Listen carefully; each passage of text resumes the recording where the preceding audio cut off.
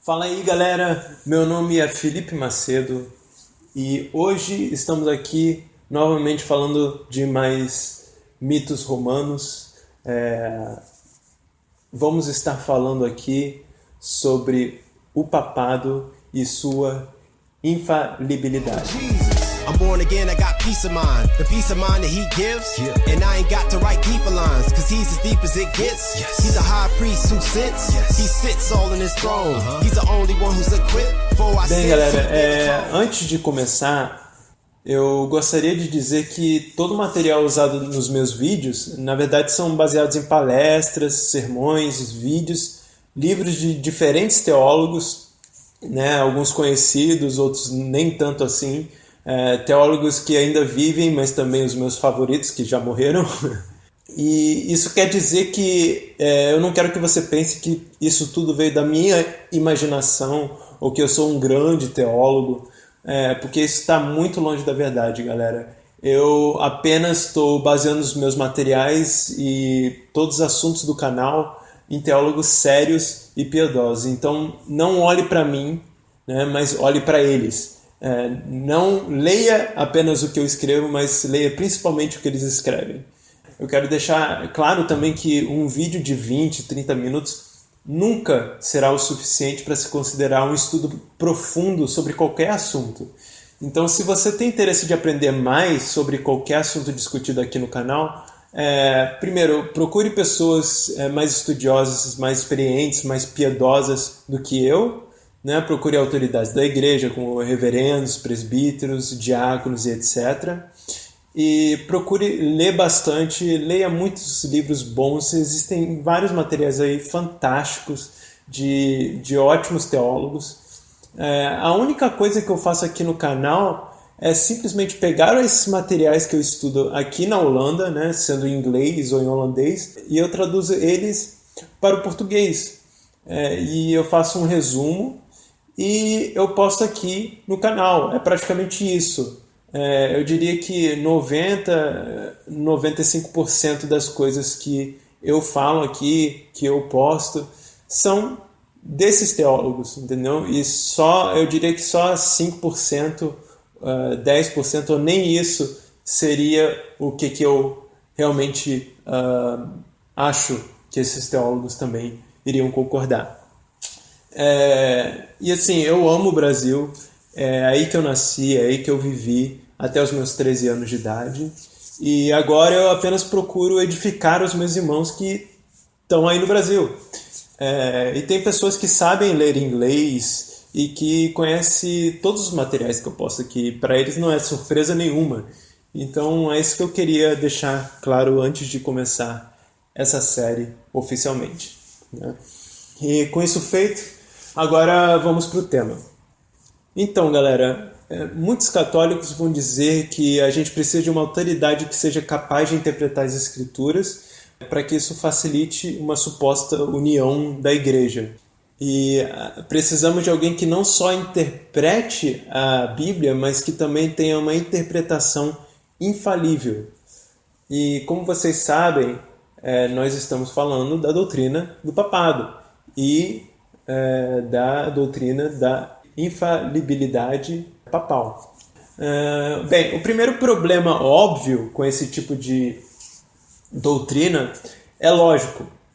O pensamento católico romano tende a adicionar coisas completamente desnecessárias a doutrinas essenciais da fé. A gente tem vários exemplos disso, né? Um seria que a Bíblia diz que Jesus Cristo é o nosso intercessor. Ele também é o único caminho. E ao invés de aceitarem essa verdade, eles adicionam a palavra de Deus, dizendo que, tudo bem, Jesus é o nosso intercessor, mas também temos outros santos que intercedem por nós. E nós podemos orar para eles também. Assim, da onde que eles tiraram isso? Eu não sei, porque na Bíblia não está, né? Mas também é por causa disso que estamos conversando sobre esse tema aqui no canal. E eles também falam que, tudo bem, Jesus é o único caminho, mas para chegar lá, você primeiro precisa passar pela sua mãe. Novamente, é algo completamente desnecessário adicionado à palavra de Deus. E não é só uma mera adição, mas também é antibíblico e é heresia. A Bíblia condena a gente adicionar qualquer coisa à palavra de Deus, prescrita. E a mesma coisa fazem com a doutrina da Escritura. A Escritura é perfeita, é suficiente. Logo, a gente não precisa de nenhuma autoridade maior ou igual à Bíblia para interpretarmos ela, porque a Bíblia interpreta a Bíblia, pois a autoridade final é a palavra de Deus. Mas, enfim, vamos abordar então alguns argumentos que eles vão dar para sustentar essa posição que eles têm. Um dos primeiros argumentos que eles vão dar é que a Bíblia diz que nós devemos seguir a tradição oral e não só o que está escrito na Bíblia. E para sustentar isso, eles usam um texto de 2 Tessalonicenses, capítulo 2, versículo 15. E eu vou ler aqui para vocês agora. Abre aspas. Então, irmãos, estai firmes e retende as tradições que vos foram ensinadas, seja por palavra, seja por epístola nossa. Fecha aspas. A palavra, entre aspas, palavra no texto, realmente nos diz que o apóstolo está falando sobre algo oral. E para começarmos a abordar esse argumento, a gente precisa entender uma coisa. A doutrina do Sola Escritura não nega que a Bíblia, a revelação divina de Deus, e que temos uma descrição dela em 2 Timóteo 3,16, theonostos, em grego, literalmente o ar que sai da boca de Deus, foi oral. A Bíblia foi oral por um tempo, é claro, porque quando os apóstolos pregavam e quando Jesus falava, tudo aquilo era documentado, né? Era escrito. Porém, primeiramente vinha pelo falar deles. Então, dizer que a Bíblia já foi oralmente transmitida não é um problema, porque a gente não nega isso. O problema dessa interpretação de 2 Tessalonicenses é que pressupõe que essa tradição oral pela qual o apóstolo se refere tem continuidade depois do fechamento do cânon das Escrituras. O texto claramente está no passado. As tradições que foram ensinadas. O texto diz, estai firmes. E eu creio que a tradução inglesa seja mais bonita, expressa isso de uma forma melhor. Literalmente significa segure firme. Né? Segure firme nessas tradições. Mas como é que a gente vai segurar firme em algo que ainda não temos? Né? Não faz sentido. Outra coisa que esse argumento falha em demonstrar é que dizem que temos tradições apostólicas orais depois da Bíblia. A minha pergunta é, se a gente tem essas tradições apostólicas orais depois da Bíblia, aonde que elas estão documentadas? Aonde? Então me mostre aonde temos tradições apostólicas orais documentadas na história fora da Bíblia. A gente não vê nenhum pai da igreja comentando sobre isso. E quando a gente vê alguma coisa parecida sendo citada, é uma heresia que nem a Igreja Católica Romana acredita. Por exemplo, a gente vê um pai da igreja falando que a tradição apostólica, e olha que ele nem cita que é de forma oral, mas vamos dar uma colher de chá, né? Ele diz que a tradição apostólica diz que Jesus viveu até os 50 anos. E aí, meus amigos católicos romanos, vocês concordam com isso? Será que realmente Jesus viveu até os 50 anos? Porque claramente aqui está falando que é uma tradição apostólica. Mas, enfim, outro problema desse argumento sobre as tradições orais é que Cristo condena exatamente o que os católicos romanos pregam. Em Marcos capítulo 7, do versículo de 7 ao versículo 9, a gente lê o seguinte: em vão, porém, me honram, ensinando doutrinas que são mandamentos de homens. Porque deixando o mandamento de Deus, retende a tradição dos homens, como lavar de jarros, de copos, e fazeis muitas outras coisas semelhantes a estas. E dizia-lhes, bem invalidais o mandamento de Deus para guardardes a vossa tradição. Fecha aspas. Cristo, aqui, condena as tradições que os fariseus adicionaram às Escrituras.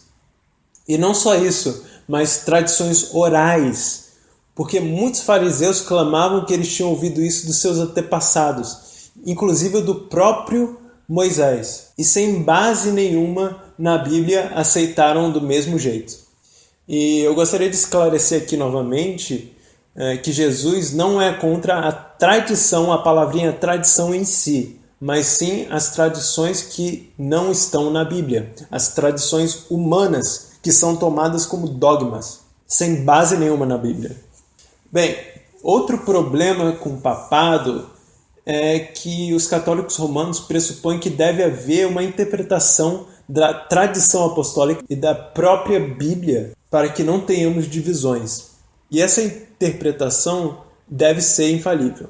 Bem, um argumento simples já deveria derrubar isso. A gente já tem a palavra de Deus. E a palavra de Deus é infalível. Logo, uma interpretação infalível dela que vem de uma única pessoa é desnecessária. Outra coisa é que eles não entendem que esse tipo de doutrina vai trazer mais desunião e separação do que qualquer outro tipo de coisa. A gente vê isso claramente na história da igreja. Vê se você consegue perceber aqui uma coisa. Eles dizem o seguinte: nós temos a palavra de Deus que é infalível e precisamos de uma interpretação infalível que vem de uma pessoa. O problema é que assim que essa pessoa nos entrega a interpretação infalível dele, qual é a primeira coisa que a gente vai fazer assim que a gente ouvir ele? A gente vai interpretar a interpretação infalível dele. Não tem como escapar, é um erro lógico. Novamente, Roma adiciona algo completamente desnecessário. E quando eles fazem isso, eles não resolvem o problema, eles só criam mais problemas. Porque agora a gente só não tem a palavra de Deus para interpretar, mas a gente tem a interpretação da palavra de Deus para interpretar também, juntamente com a palavra de Deus. E foi justamente isso que causou problemas durante muitos séculos. Mas eu gostaria de deixar bem claro aqui que a doutrina do sola escritura não nega outros tipos de autoridade, novamente, né?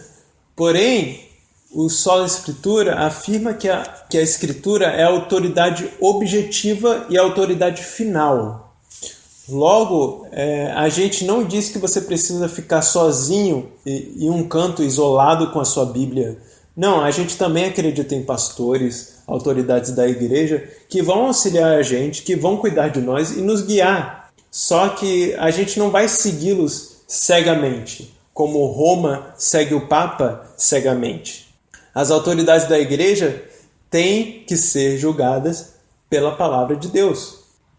A Bíblia encoraja a existência de autoridades eclesiásticas. Resumindo, alguém pode ser salvo pela palavra de Deus sem o auxílio de nenhum pastor? É claro, mas essa pessoa que vai ser salva pela palavra de Deus, ela também vai ler Mateus 18, de 15 a 20.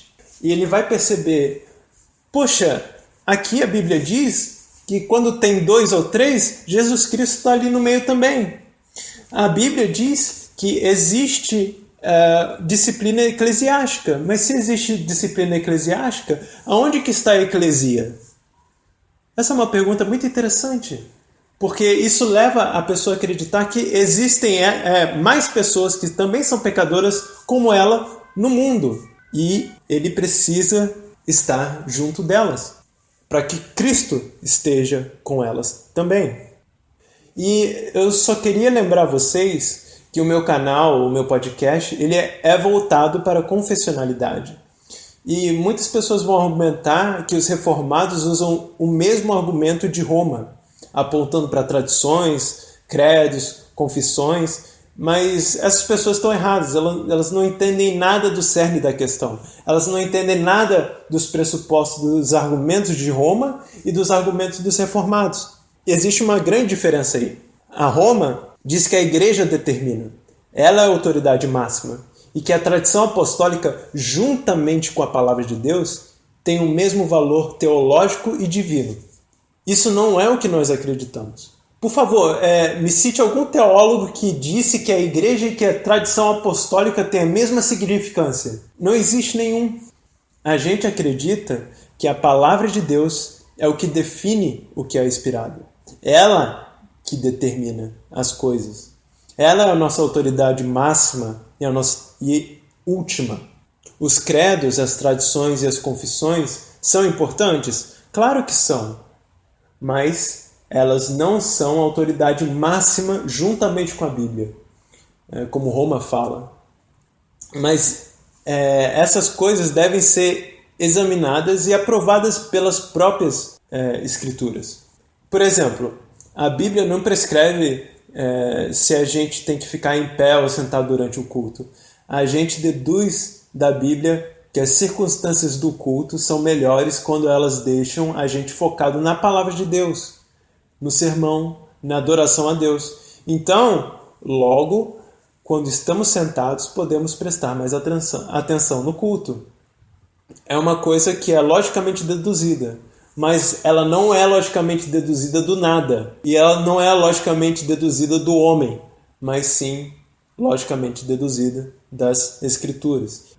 Então não há nada de errado com um papel onde está escrito o seguinte, que, por exemplo, piadinhas com a palavra de Deus é blasfêmia. Por que não há nada de errado com isso? Porque é verdade, porque está em conformidade com as Escrituras. O erro de Roma é colocar o homem juntamente com a Bíblia, como autoridade máxima, no lugar de apenas as Escrituras, a palavra de Deus. E por isso que a doutrina se chama sola Escritura. A Roma usa a igreja como base para definir tudo, e nós usamos as Escrituras para isso.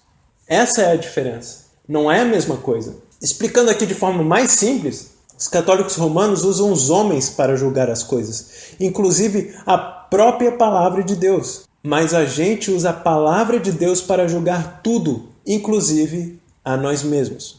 Bem, enfim, vamos voltar um pouco ao assunto, que eu saí um pouco dele, fui para a sola Escritura, mas enfim, tem a ver também com o assunto que a gente está falando aqui, mas vamos falar mais sobre o papado.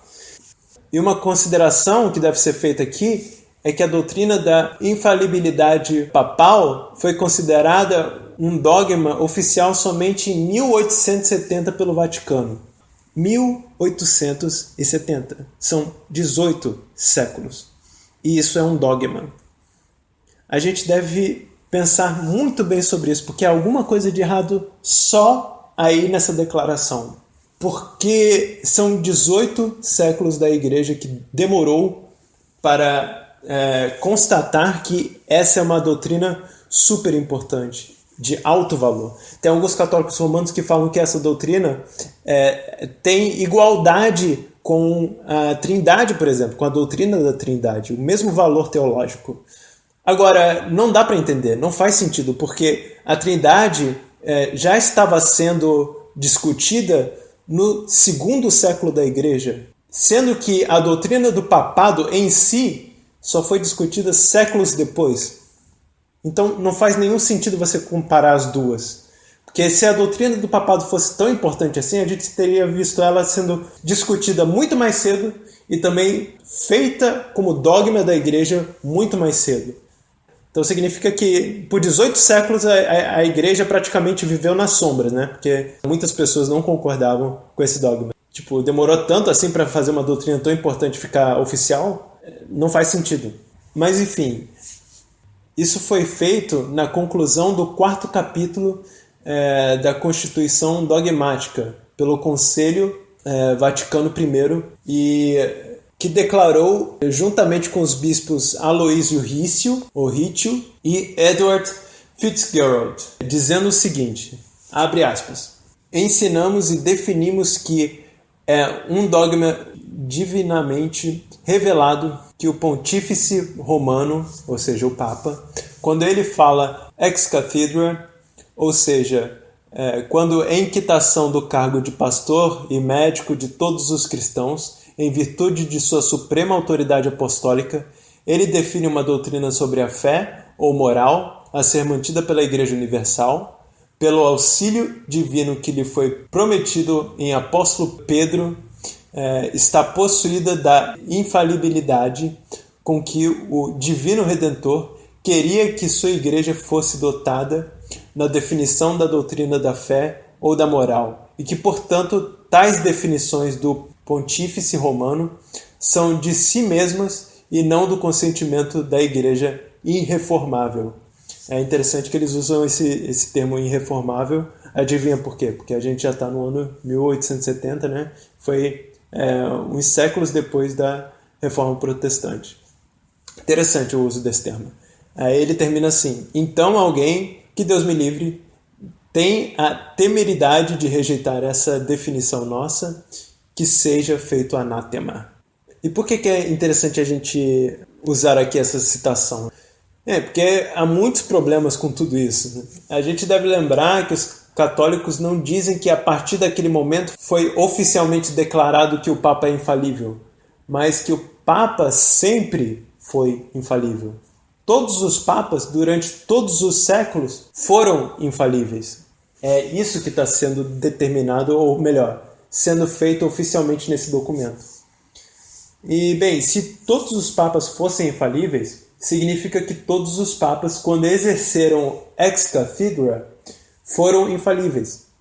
E ex cathedra aqui é um termo que significa a cadeira, ou então o trono de Pedro, né?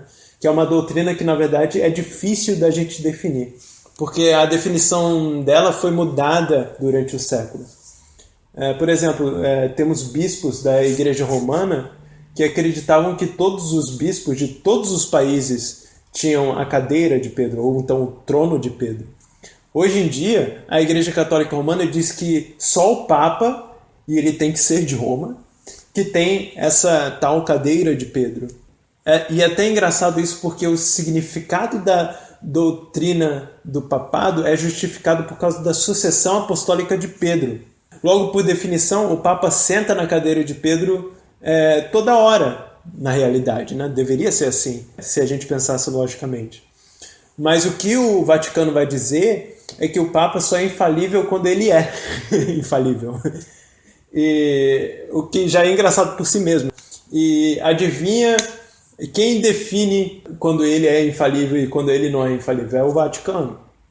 Então não é só a Escritura para eles, é só a Eclesia, na verdade. E o pior ainda, o que deixa isso mais ainda contraditório, é que é o fato de que vários papas foram contra papas durante a história da Igreja Católica Romana. Eu vou citar alguns exemplos de papas que foram contra papas. Falando nisso, galera, eu vou citar os nomes aqui em inglês, porque foi assim que eu aprendi. Eu não sei os nomes em português para isso, então, por favor, tenham paciência comigo. Se vocês quiserem, procurem você mesmo os nomes aportuguesados desses caras. Mas o Papa Adrian, eu vou te falar o número, o ano exatamente, aí você dá uma pesquisada e você procura pelo nome dele, que você com certeza vai achar o material dele. É só procurar no Google ou alguma coisa assim. O Papa Adrian, o quarto, disse no ano de 1523 o seguinte, abre aspas, se quando você fala Igreja Romana, você quer dizer a cabeça dela, o pontífice, o Papa, é mais que claro que ele pode errar até em temas sobre a própria fé. E ele faz isso quando ele ensina heresias pelo próprio julgamento ou decreto. Na verdade, muitos papas romanos foram hereges. O último deles foi o Papa João XXII, de 1316 até 1334. E o Papa Adrian, aqui, que deve ser Papa Adriano, alguma coisa assim, ele completamente destrói o que o próprio Concílio do Vaticano diz ser verdade, apenas 300 anos depois dele. E detalhe que ele aqui, como outros papas que acusaram papas de serem hereges, nunca disseram, ele foi um herege, mas ele não estava falando ex cathedra. Mas por quê, né? Porque naquela época ninguém ensinava que o Papa era a autoridade máxima ou qualquer coisa do tipo. Quem tinha um certo poder, uma certa autoridade, era o Concílio Geral, né? E é isso que a Igreja sempre fazia. Quando tinha dúvidas, eles formavam concílios. E eles até chamavam Roma para ajudar, mas nunca como a palavra e a autoridade final daquilo, apenas como ajuda, como qualquer outra igreja. E esse mesmo Papa, ele também condena o Papa Celestino, né, que deve ser Celestino ou Celestiano, alguma coisa assim em português. Ele condena ele como herege, porque ele dizia que um casamento poderia ser dissolvido se alguém se tornasse um herege. Outro exemplo que temos de um Papa condenando outro Papa é o Papa Honorius, que ele ridicularizou o Concílio de Calcedônia. Ele negava que Cristo tinha 2 tipos de vontade. Porém, ele nunca clarificou sua posição. Mas ele foi contra um concílio que a Igreja Romana até hoje considera como válido. E a gente tem que levar em consideração que o 6º Concílio Geral, no dia 7 de novembro do ano 680 até o dia 16 de setembro de 681, condenou monotelismo, que é essa heresia, que acredita que Cristo só tem uma vontade, o que esse Papa, que foi condenado, acreditava. Esse concílio não só condenou essa heresia, mas também condenou o próprio Papa Honorius.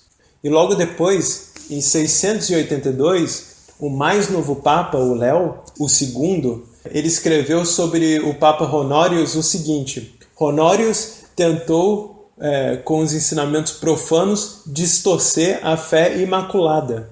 E isso não foi uma exortação privada, ele declarou isso publicamente. O Concílio Geral também estava presente, eles estavam envolvidos nisso. E não só isso, mas todos os papas eles eram obrigados, na consagração deles, afirmar o julgamento desse Papa e a heresia que ele cometeu. Além disso, antes de 1870, né, quando a infalibilidade papal foi oficializada, a crença nessa doutrina não era uma exigência definida da fé católica. A Igreja, então, aceitava um juramento que os católicos faziam na Irlanda, que era no ano de 1793, e esse juramento era feito da seguinte forma, abre aspas, não é um artigo da fé católica e nem estou obrigado a acreditar ou a professar que o Papa é infalível, fecha aspas. Um outro exemplo claro disso, que a Igreja Católica Romana negava, isso foi o Bispo Bane, em 1822, 48 anos antes do Vaticano ter feito isso oficialmente. Ele disse assim: nem na Inglaterra, nem na Irlanda, eu acredito que nenhum católico mantém a visão de que o Papa é infalível. Ou seja, essa doutrina era discutida, claro, como todas as doutrinas são discutidas antes da Igreja reconhecê-las como oficiais. Então, a gente não está negando que a doutrina do papado ou então a doutrina da infalibilidade papal era discutida. A gente não nega isso. Mas a gente vê que até quando essas doutrinas eram discutidas, que não era uma opinião geral de que ela era correta ou que ela deveria ser oficializada. E eu tenho mais outros exemplos disso.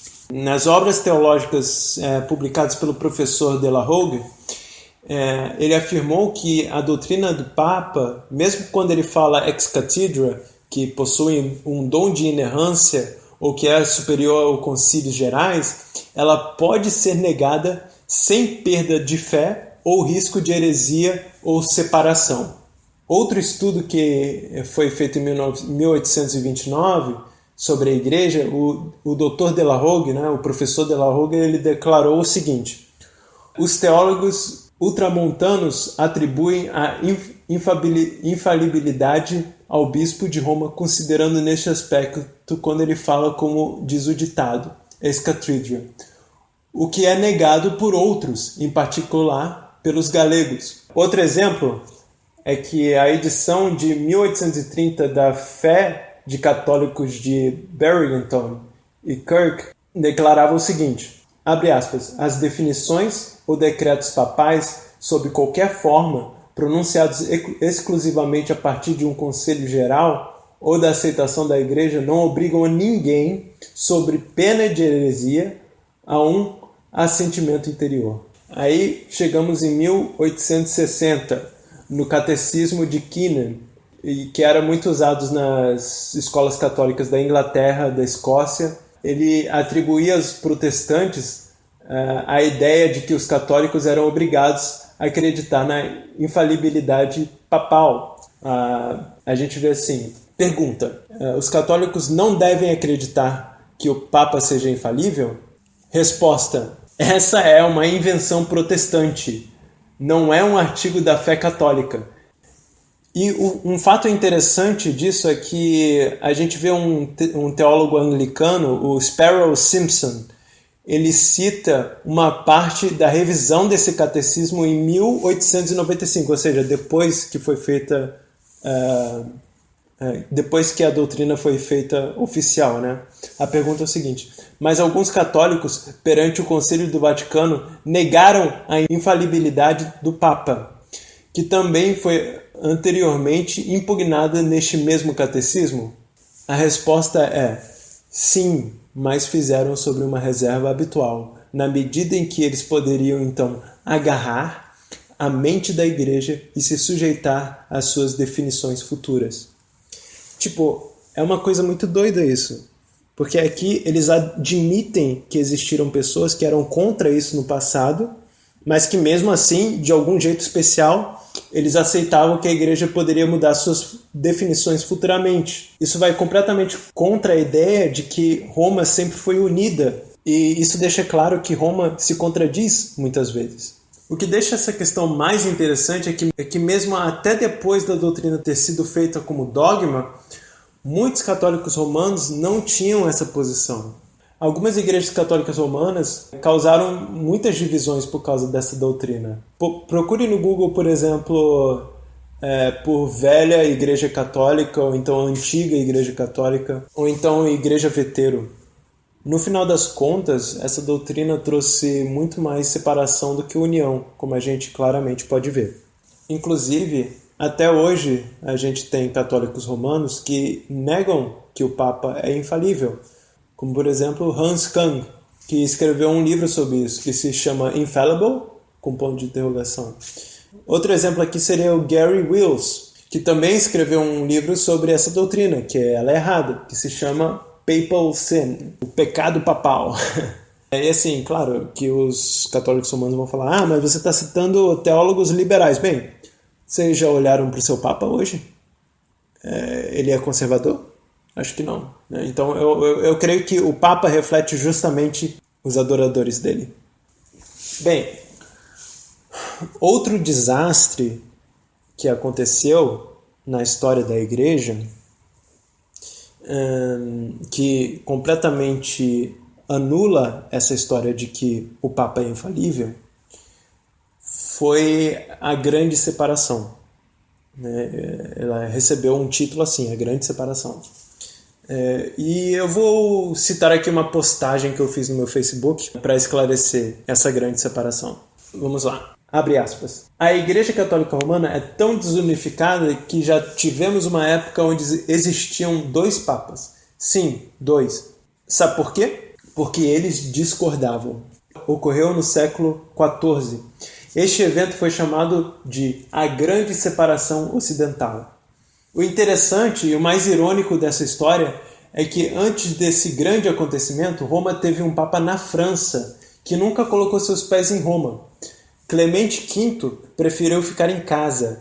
Seus sucessores continuaram a residir em Avignon, França, até o Papa Gregório IX retornar em 1377, 72 anos depois. Gregório IX morreu dentro de 1 ano ao retornar a Roma, e um homem religioso, sábio, Papa Urban, o IV, foi escolhido em seu lugar. Ele parecia tão santo que havia uma esperança de reforma, especialmente pelo Papa ter voltado para Roma. O único problema é que Urban IV era meio maluco. Ele alienou sua própria corte, constindo principalmente de bispos de outras cidades, chamando-os de traidores a Cristo por abandonar seu bispado. área de autoridade. Ele seguiu isso com comentários semelhantes até que ninguém gostasse dele. Então ele cometeu um erro político fatal. Ele decidiu atacar os franceses, nomeando um grande número de cardeais italianos para que os cardeais franceses fossem superados em número. Ele anunciou isso antes de tomar essa decisão. Relatos disseram que ele enlouqueceu, e até mesmo os bispos italianos o abandonaram. Todo o colégio de cardeais reunidos em Avignon declarou que tinham sido forçados a eleger Urban, e apenas 6 meses depois do reinado de Urban, elegeram Clemente VII em seu lugar. Os cardeais italianos optaram por não participar da eleição, mas estavam lá presentes e não reclamavam. De repente, havia 2 papas, ambos devidamente eleitos e ambos sucessores legítimos ao trono de Pedro, por regras eclesiásticas. A grande separação ocidental tinha começado. Sabe o que aconteceu depois? Os cardeais tentaram eleger o 3º Papa e conseguiram. Eu vou deixar o site que eu postei também nessa postagem, que eu tive como base, na descrição do vídeo. Bem, outro grande exemplo que o papado é simplesmente uma falácia é o próprio Papa atual. A gente não tem nenhum outro Papa na história da Igreja que foi tão liberal teologicamente e humanista. Me aponte um Papa na história que não teve tanto problema assim com, por exemplo, o homossexualismo. Ou então me aponte um Papa que acredita que judeus não precisam de Cristo para serem salvos. Então me aponte um Papa que acredita que ateus podem ser salvos quando eles têm uma vida honrosa.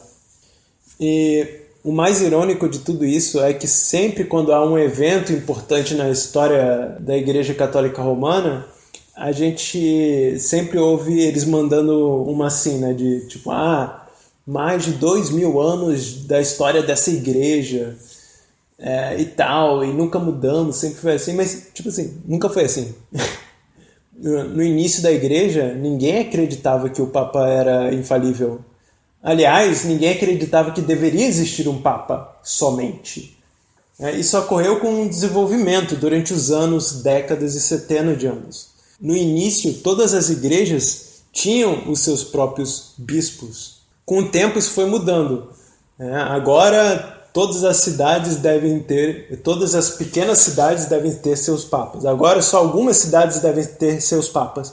Agora, as cidades grandes somente devem ter seus papas. Até que isso foi chegando em um bispo geral de Roma. Isso demorou muito tempo.